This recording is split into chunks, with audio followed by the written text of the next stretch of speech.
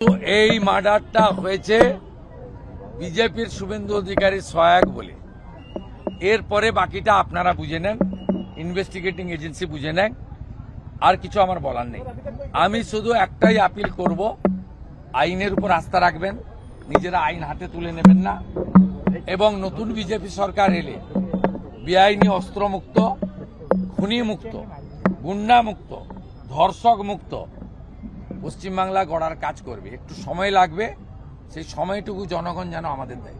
गृह मंत्री ने कहा था कि उल्टा करके सीधा कर दिया। क्या लग रहा है कि आगे की वो कार्रवाई होगी जिस तरीके से बंगाल में लगातार जो तस्वीरें सामने आई? देखिए, इस तरीके से हालत पहले उत्तर प्रदेश बिहार में भी था, वो हालत आज बदल गया है। बीजेपी जब चार्ज ले लेगा तब गृह मंत्री जी ने जो सार्वजनिक सभा में किया वो काम कानून के अंदर धीरे धीरे सभी होगा। শুভেন্দু দা 2019 থেকে বারবার আপনার উপর টার্গেট হয়েছে, গাড়ি ভাঙচুর হয়েছে, আপনার আত্মসহায়ক করে দেওয়া হলো। এগুলো আমি নিয়ে কি বলবো? এই টার্গেটগুলো মানে বিরোধী রাজনৈতিক দলের উপর এইভাবে টার্গেট প্রথম থেকে 19 থেকে আমরা দেখে আসছি। এই পার্টিটাই তো খুনি আর রেপিস্টদের পার্টি, শুধু চোর নয়। বহু খুনির সমন্বয়ে ধর্ষকদের মিলিত হয়ে একটি কোম্পানি স্টাইলের একটি গুন্ডাদের গ্যাং, এই র্যাকেট অফ গুন্ডা। এই পার্টিটা তো বলাৎকারীদের পার্টি। গতকাল অনেকের মুখ থেকেই শোনা যাচ্ছিল যে চন্দ্রনাথ রথের মৃত্যুর পিছনে নাকি তৃণমূলের হাত আছে, পুরোটাই নাকি পরিকল্পনা করেই খুন করা হয়েছে। এমনকি চন্দ্রনাথের বাড়ির থেকে 150 মিটার দূরে যেখানে সিসিটিভির কোনো ব্যবস্থা নেই, সেই জায়গাটাকেই নাকি টার্গেট করা হয়েছিল। মানুষজন যা বলছে ঠিকই বলছে, কারণ এই বর্বরতা আর কেউ করবে না।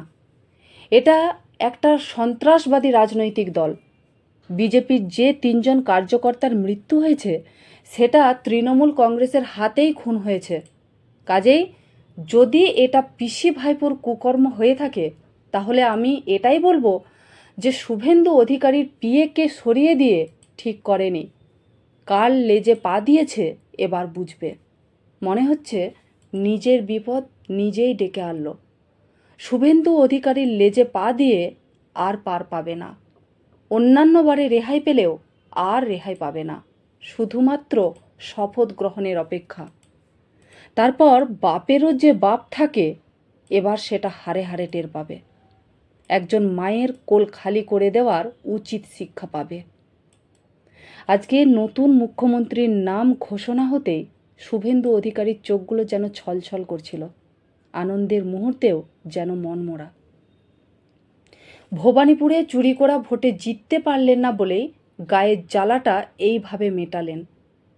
যতই গায়ের জ্বালা মেটানোর চেষ্টা করুন, সারা বাংলার মানুষের কাছে যেমন পরিষ্কার যে শুভেন্দুর কাছে মমতা ব্যানার্জি দুবার ভোটে পরাজিত হয়েছে, একবার নন্দীগ্রামে আর এবার অর্থাৎ 2026-এ ভবানীপুরে 15,000+ ভোটে আপনাকে শুভেন্দু অধিকারী হারিয়েছে, ঠিক সেই রকম ইতিহাসের পাতাতেও সারা জীবন জ্বলজ্বল করবে যে আপনি হেরে গেছেন শুভেন্দুর কাছে। আর এটাই রাজনৈতিক ক্ষেত্রে সবচেয়ে বড় লজ্জার। আপনার এই হার মেনে নিতে পারছেন না। আজ আপনার দম্ভ চূর্ণ করে দিল আপনারই সতীর্থ।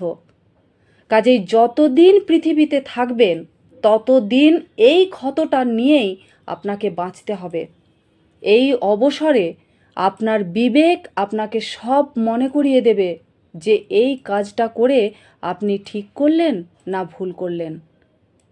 আপনাদের সাংসদ মহুয়া মৈত্র দিল্লিতে বলেছিলেন যে টিএমসি হচ্ছে বাঘের বাচ্চা আর বিজেপি হচ্ছে বেগুনের বাচ্চা। তা বাঘ হয়েও বেগুনের বাচ্চাদের কাছে গোহারা হেরে গেলেন। তাহলে মানতে হবে বেগুনের বাচ্চাদের দম আছে, তাই না? অবশেষে বাঘের বাচ্চাদের গদিচ্যুত করেই ছাড়ল। সরকারটা একবার গঠন হতে দিন। যেমন যেমন অপরাধ, যেমন যেমন অপরাধী, ঠিক তেমন তেমন অ্যান্টিবায়োটিকের ডোজ ঠিক করা আছে।